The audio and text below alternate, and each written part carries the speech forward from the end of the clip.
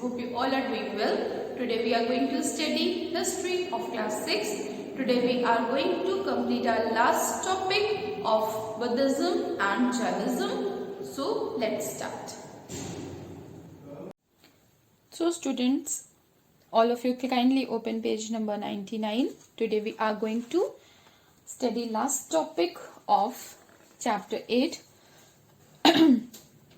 Buddhism and Jainism. Okay, so students, in the last video we have studied about the causes of popularity of Buddhism and Jainism. Okay, that Buddhism and Jainism became very popular in a very short period of time. Okay, this religion not only spread not only in our land, that is India, but also in several countries of the world. Okay, and the reasons I've told you, that rejected the rigorities imposed on society by the Brahmins.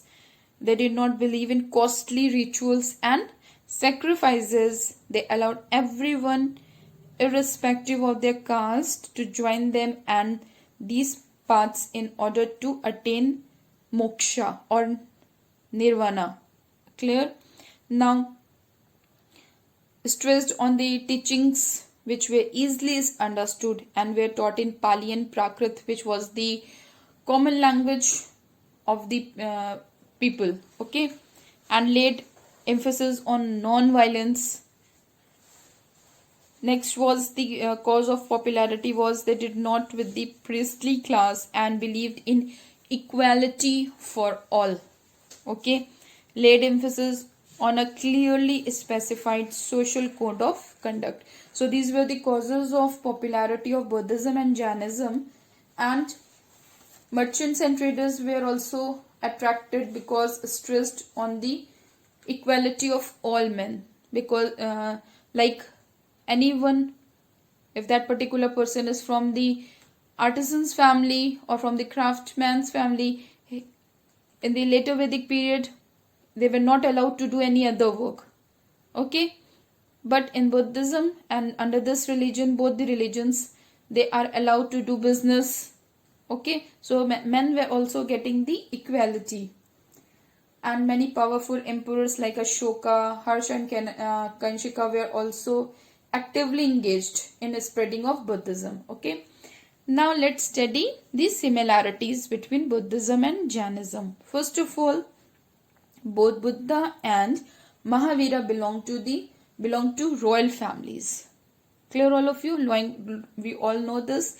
And were Kshatriya by caste, born in 6th century BCE. Okay, they both renounced widely life at about the same age, means they were having the luxurious life because they were the princes.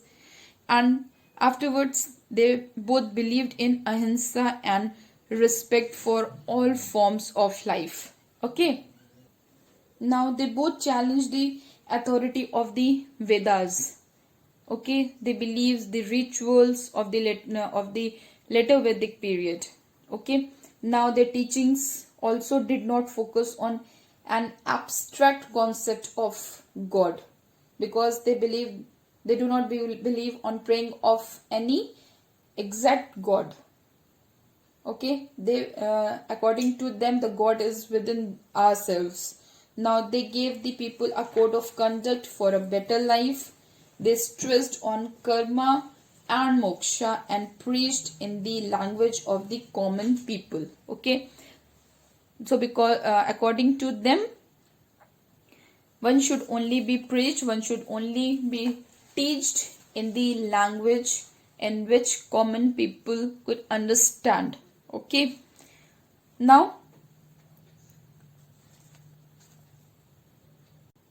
just like Buddhism and Jainism, one Chinese philosopher, okay, an influential Chinese philosopher, Confucius, lived from 551 to 479 BCE.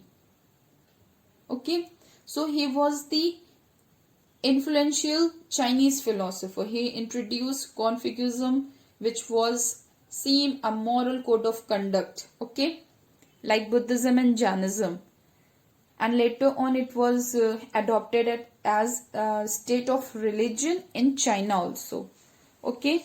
And it emphasized on some guidelines for happy and useful life, just like Buddhism and Jainism, okay, like be sincere, polite and unselfish, obey and respect laws and traditions, work hard and respect learning.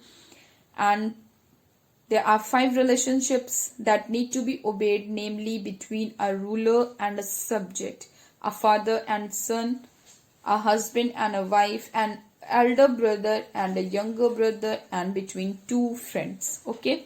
So these were the some guidelines which was emphasized from just like the Buddhism and Jainism for happy and useful life. But these guidelines were given by the Chinese philosopher Confucius, okay. So students, this was the end of the chapter 8, Buddhism and Jainism. Now in the next video we are going to start a new chapter, that is early states, okay. In the meanwhile, if you want to know more about Buddhism or Prince Siddhartha, on page number 102 Buddhist tales are given, okay. You can go through that, okay. And the meanwhile, go through this chapter. If you find any problem, you can ask in the live classes, okay. Do start preparing your notes also, okay. Thank you.